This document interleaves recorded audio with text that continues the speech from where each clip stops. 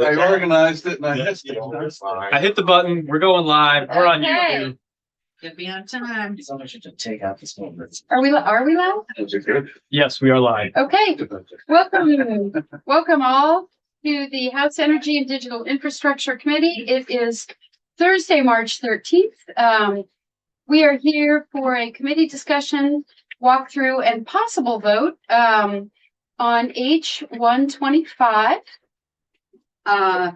We will go around the room and introduce ourselves, committee members, and our committee assistant. Then we always ask our esteemed guests on this benches to introduce themselves, and then we'll turn it over to Ledge Council for the record. So I am Representative Kathleen James from the Bennington 4 District. Rich Bailey, LaMoille 2. Chris Morrow, Wyndham, Windsor, Bennington. Michael Southwest, Caledonia 2. Christopher Howland, Rutland 4. Sarah Torrey, Washington 2. Aaron Putner, Chittenden 13, Burlington. Lord Billy. Jack Locker, committee assistant. Folks in the room. My name's Emma Regan. I work for the Nebraska District. Great. And Emma, you're here representing what client today? We have a number of clients who are just interested in energy in general. All of the above. All of the Okay, above, yeah. great. Charles Martin, I'm the Deputy Secretary at ANR. Billy Coster, Director of Planning and Policy at ANR. Great. Peter Sterling, Renewable Energy Vermont. Eric Johnson, Commissioner, Department of Public Service. Super. For the record. Ellen Tchaikovsky, Office of Legislative Counsel. I'm here today on H125, the committee's strike all amendment to H125. And today we're looking at draft 4.1. It's dated March 12th at 9:41 a.m. And so I was here yesterday with the committee doing markup. And so there are a few changes in this version that have been highlighted in yellow. Yes. On page 1 on line 10, this was just a typo so that it now reads in consultation with the relevant state agencies. Next, down on line 16, you went back and forth with location, so now it reads and relevant to understanding the distribution of benefits and burden by region.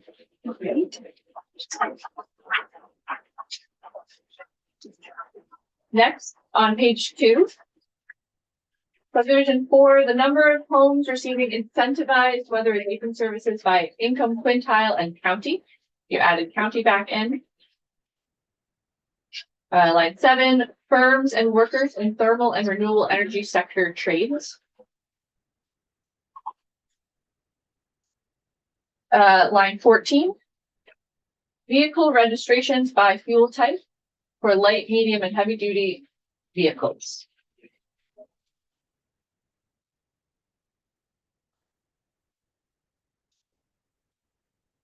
And then again on line 20, changed out location for region. So an analysis of the data and recommendations for any additional data necessary to illustrate the impacts of a changing energy landscape by region.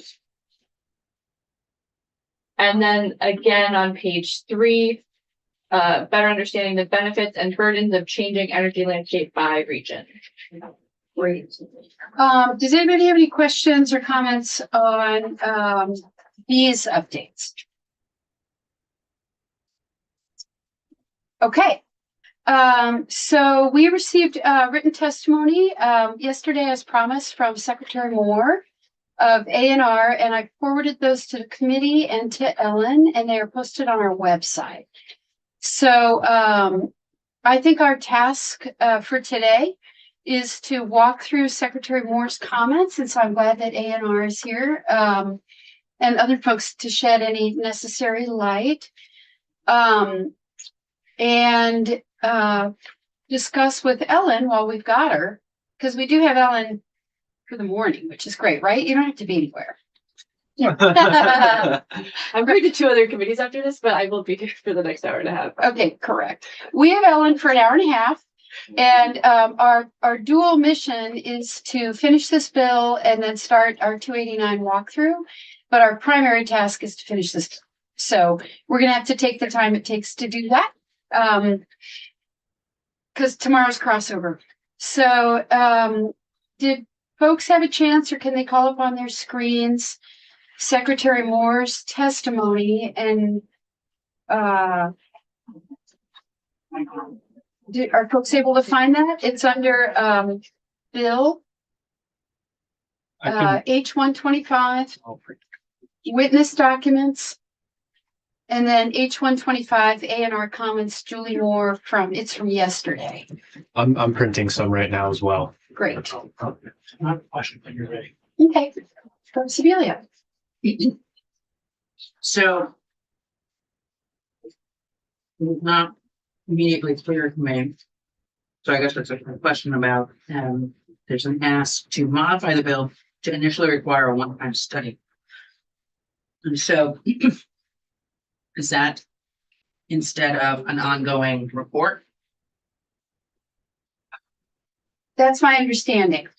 So, and it meshes with, I think, Secretary Moore's original testimony, which is that she had requested that this be a phase 1, phase 2 thing. And I think we took that to mean, I mean, I'm extrapolating here, but I think we took that to mean it's going to be an annual thing and we'll see the first one in December and then figure out how to update it going forward. I think Secretary Moore took it to mean we will deliver in December and then you will take it from there. So, thank you. A letter. This is in the context of them doing a lot of reporting for GWFA that is relevant to what we're trying to achieve here. That's how I interpreted it. Yeah. So I think how that would impact, why don't we quickly walk through Secretary Moore's testimony together and make sure we're looking at it sort of in, as a whole. So the overlying message is that she would like this to be a one-time study due in December. That we would then take a look at it, see their reports, because the bill right now has built in there that they need to deliver recommendations for how this report goes going forward. So it would be a one-time thing that we would then simply take up and update it next year as a committee. Still be all of us. She lays out the reasons why she wants to do this approach. One was something that we heard from Jane Lazorchak yesterday, which is that they're in the middle of doing some work that's required for the GWSA about developing a measuring and assessing progress tool for that. And it sounds like that work is sort of overlapping / complementary. And second is that it could also be overlapping / complementary of work that they're doing for the big environmental justice law that we passed in 2022, which I remember very well, and probably folks around this table remember very well. That work is ongoing. So I think that they're making requests that they feel will work with that work instead of competing with that work. And then there's some specific questions about weatherization data actually not being tracked by income quintile. And we should consider some language there, I think, to make sure that we're not, again, requesting new data that isn't already available. We talked yesterday about the mapping, and I think we had some specific language that we thought could kind of fix the fact that they actually currently aren't able to do mapping, but that they can provide regional breakdowns for now. And then some thoughts about CPG, Certificate of Public Good applications. So that's the whole enchilada.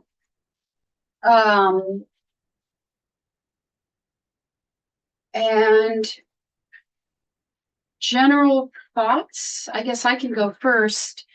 I'm fine with this. So there's my big blanket thought.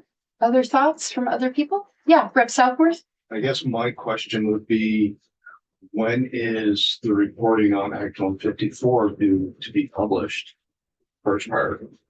Secondly, if that is going to be done in time for next January, would it make sense to wait and see how much is encompassed in that report versus what is being looked for in H125? We can probably look on that one, unless that's something that, So we did move back by 2 years all of the environmental justice deadlines. So In 154. yes, in last year's bill, they moved back all the deadlines. So let me check officially what the date is now, but there were deadlines in 2025 and they've all been moved back 2 years. so 2027. I think so, yeah. Okay. Okay, so Rep Southworth 2027.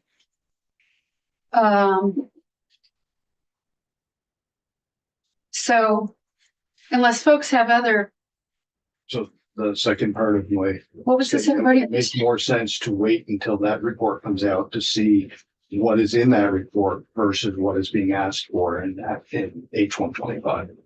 I'm not inclined to wait until 2027. 2028. Yeah, so,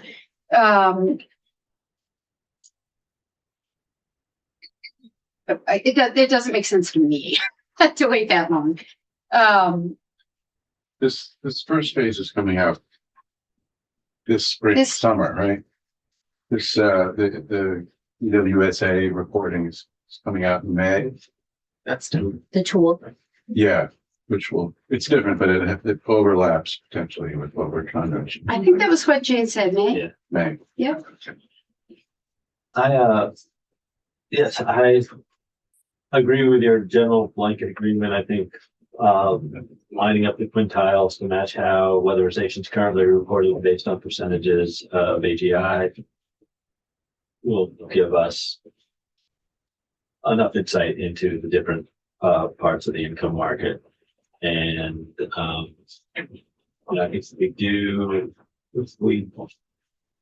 I think there are many efficiency benefits to doing this as a one-time report, allowing the GWA, let them work through the GWSA process. And once we reconvene in January, we can take a look at what we have, and they'll know more and we'll know more, and we can make the annual reporting better.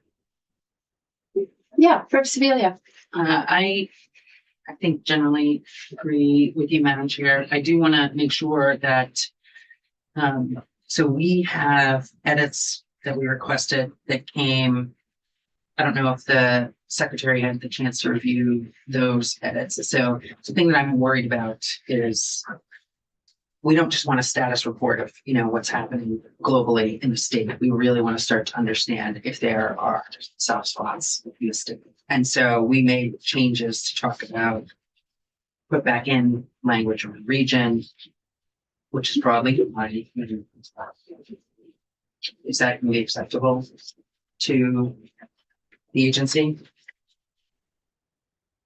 You might. So Billy Coster, A&R. I think the whole goal that the secretary has is to provide us a few months to figure out exactly how we can do the things that you're asking us to do and come back and tell you that we can, or if we can, how to fix that problem.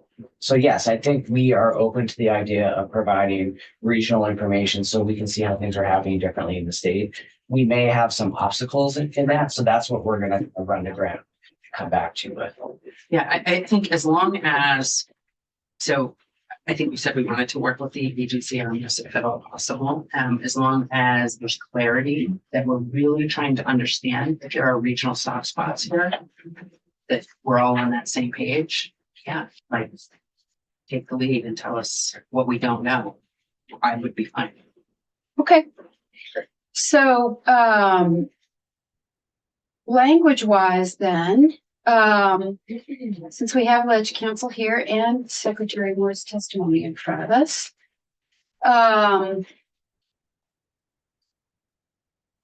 So we would want to, on page 1, strike and annually thereafter.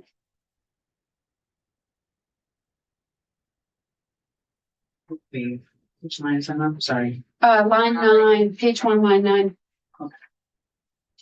So that is that. And that actually takes me to the bottom of page 1 on Secretary Moore's testimony for now. And it takes me to page. Wait a second. Did I miss something? Yeah, line 17. There's a lot of, there's gonna be a bunch of changes that are gonna have to happen if you're making this a one-time report. Oh, shoot. Okay, well, Which is Ellen fine, can do that. which is fine. So like, for example, this is not gonna be a statutory provision if it's not, if it's just, yeah, if it's Session a law? one-time Okay. report. And then, yeah, Representative Curry will say that it does say initial report on line 17. And then, Okay, so report, okay. and then what about line 18? Yeah. So I guess we strike that for now, and we will look at that next January. Okay.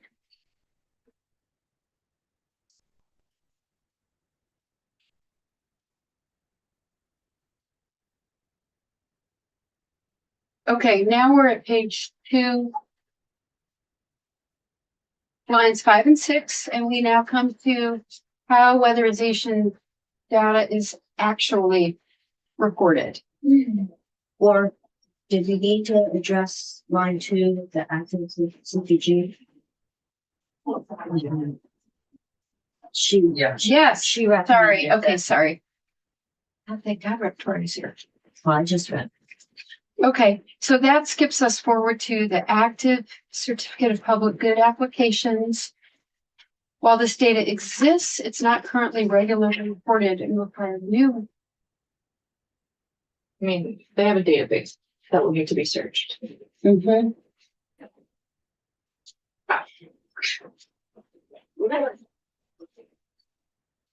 The data exists. It's just noise. Right. Mm-hmm. Sounds like If I AR may. might have something to say. Yeah, if I may, I think some of these more granular comments were especially important if you were going to move forward with the annual reporting now. Okay, So I think these are the sorts of things that we can try to resolve figure out. in the interim. So I think, if you want to acknowledge that there may be some work necessary to deliver on that metric. But otherwise, I think that's the exact sort of thing we're going to try to sort out when we come back to next year. Okay, so we could actually just leave that. Yeah. Is it more Reps- work than just searching the database? I mean, The issue is that the data exists, but depending on the scale and sophistication of the applicant, sometimes there's multiple entries for the same project. The data is not always accurate. So there may be some cleaning up that needs to happen for this to be a useful thing for you. So that's the sort of thing we want to try to explore with the PUC and see how, if they're doing any data management, how challenging it will be to provide accurate results with the data that we have. and how much work would that be? Right. That's what we will need to figure out. Okay. What's TUC? I'm sorry, the PUC. public. Oh, keys, I'm sorry. You see, that's a whole new state agency. We just created, actually. I think certainly, the goal of trying to report on energy generation projects in the pipeline is something that we can figure out the best way to do it, either through looking at these applications or through other means. So that's something that we can figure out and bring back a recommendation for you next time. Okay, So would it be then that we say it's strike active certificate of public good applications and simply say pending energy generation projects or something? I think I'm hearing that the opposition was, if it was an annual report, that if it's a study, you could do it one time and maybe report on it or no? Am I not hearing that? I think what I'm saying is that we're gonna come back ideally and tell you how and if we can do this. um, Based on the available data. So it may not be that reporting on active certificate of good applications is the best way to get you this kind of leading indicator. But I honestly, I think it's fine to leave it for right now. We'll figure it out. It sounds to me that the December report's gonna be trying out all this stuff. Right. And if you find stuff easily, you can report it. And the stuff that's hard to say, you can say, look, this was on your list and here's the expense, the time, the hurdles, the reasons it doesn't pencil out cost benefit, et cetera. Yes. So we'll have some content and some explanations of why the content doesn't make sense the way we have to. Thank you. Okay, so then we'll leave it as written and we've all had this conversation. Okey dokey. Onward to weatherization. That's not how it's reported. That I am now at the top of page 2 of Secretary Moore's testimony. It's not reported by quintile. Oh, I see. Category, income, range. Yeah, I think, Income range. I mean, it feels as though Secretary Moore is suggesting that both the low income programs and Efficiency Vermont use 80% of AMI. Right. And Efficiency Vermont also uses 80 to 120 and above 120. I think if we had those three categories, We just said income level. Mhm. below 80, 80 to 120 and above 120. What if we just said income level Yeah, instead of quintile. and let them tell us what income levels Instead of they have on? specifying, Yeah, I think that's fine. okay, income level.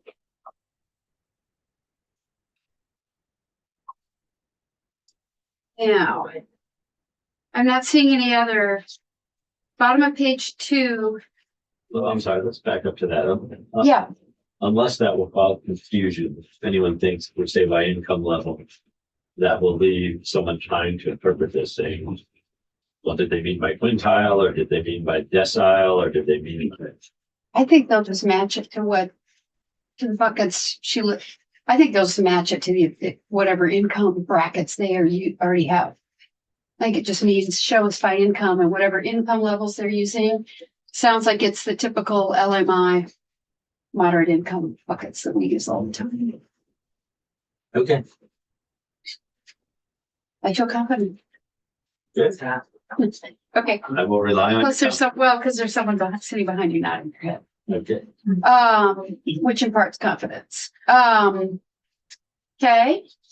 So we are now down to page 2, line 18, maps. We talked about this yesterday. Ellen, but you left already.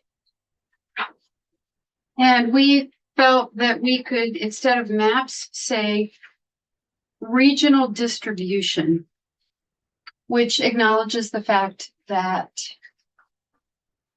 the climate office that's going to be producing this report probably doesn't have mapping capacity right at this moment.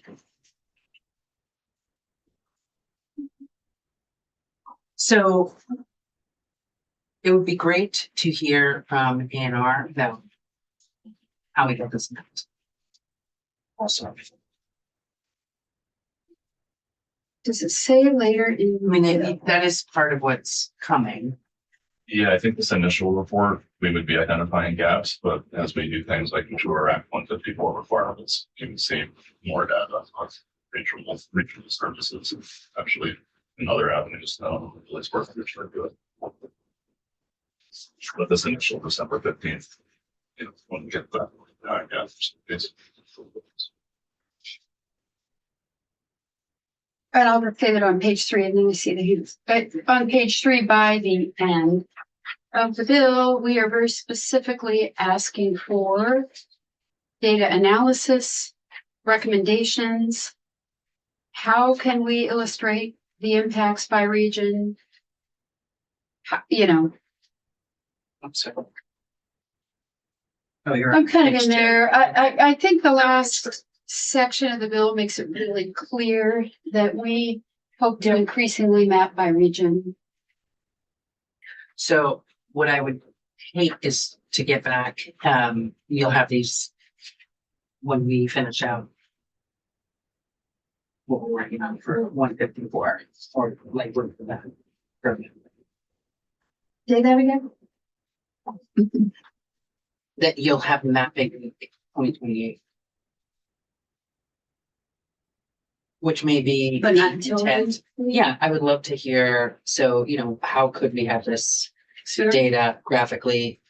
Yeah, and it may come back and say it would require this, that, and the other thing, it's $200,000 and which would be shocking, so. I thought the Maybe. mapping process was proceeding faster than that. I thought that was with the GWSA tool that they're working on. I think maybe the best course here is just to require that we include in the report, an articulation of when and how this data can be mapped regionally and Okay, kind of what resources may be required, with the goal of doing it as quickly as possible. How about that? How? Yeah.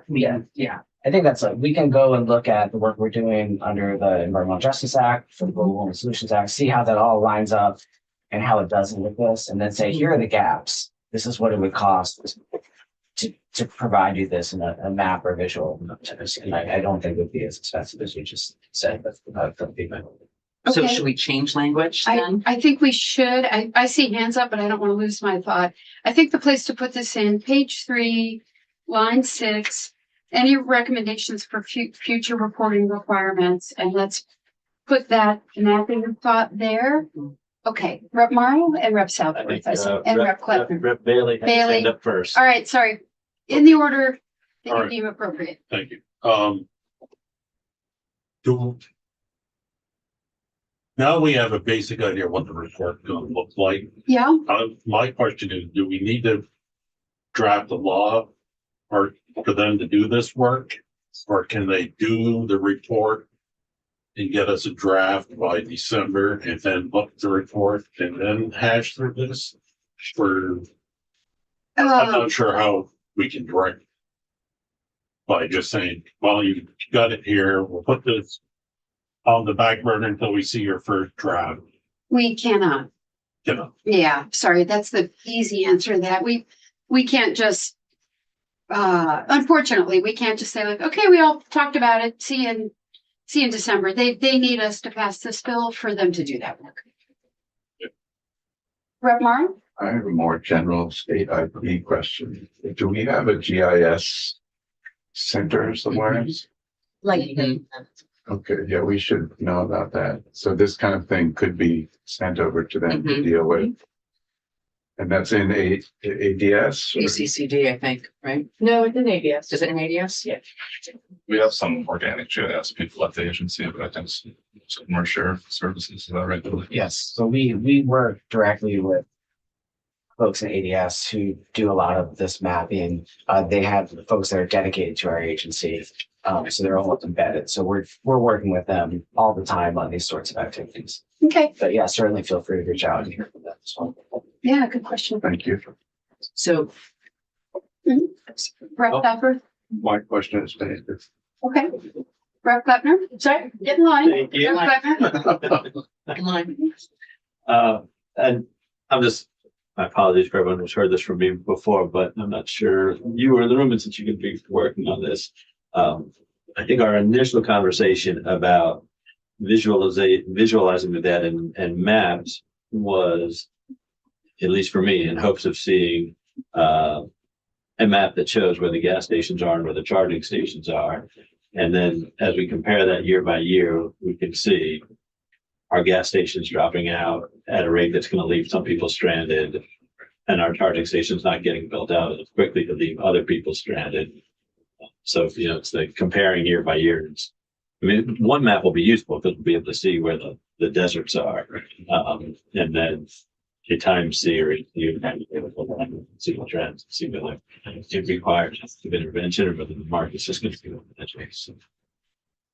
An original context for that conversation as you think about it. Thank you. Yeah.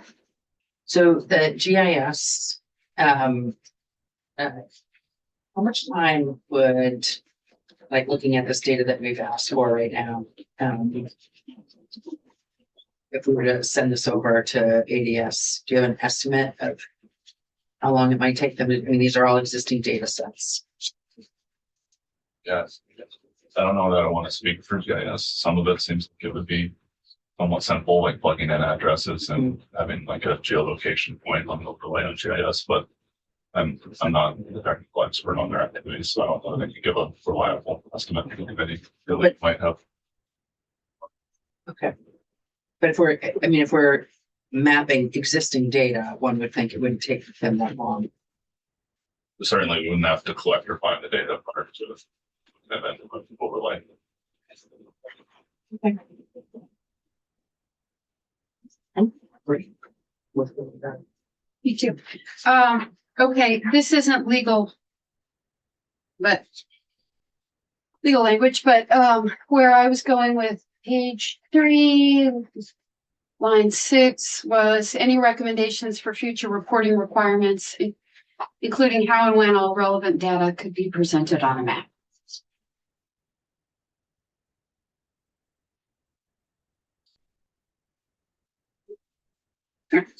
Not an attorney, but something like that.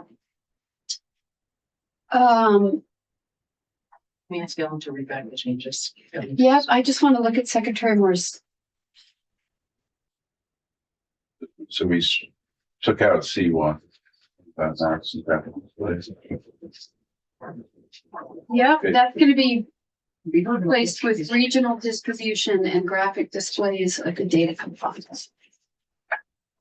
We talked about the timing of other reports and how this fits in. We talked about weatherization data. We talked about maps.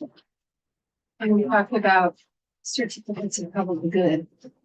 I think we've addressed Secretary Moore's testimony by incorporating all of it.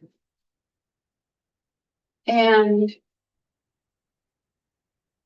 okay. Yeah, Rep. Sebelius. Could we ask Ellen to do another draft and then we can see if we're ready? I think we can. Ellen, what would be your timing on an updated draft that we could review and then schedule our vote? As long as it's in the next 10 hours. We have to be for another hour. Well, we can probably do it right now if you'd like. That'd be great. Don't get used to this, but I brought my Okay, because we do have it scheduled for a committee vote and it'd be great to wrap her up and move on. So before I answer that question fully though, the last thing you said, I feel like we should talk about. Okay, yeah, great. And then otherwise I was typing as we went. Okay. So on page 3, first though, on page 2, line 18. Okay. You're striking maps there Mm-hmm. and changing it to regional distribution and graphic displays. Mm-hmm. Okay. And then on page 3, on line 6, you're adding and so any recommendations for future reporting requirements and including how and when all relevant data can be mapped. Yeah. Okay.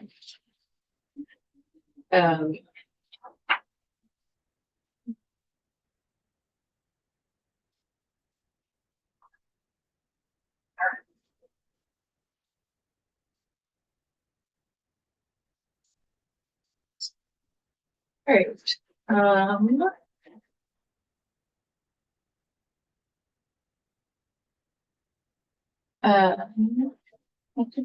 Another committee wants to see me right now. No. If you could give me like 5 minutes and then I can send it to Jack and we can print. It's almost done. I just want to read it. Great. Why don't we take a 5-minute break? Can everybody be truly back in their seats at 10:15?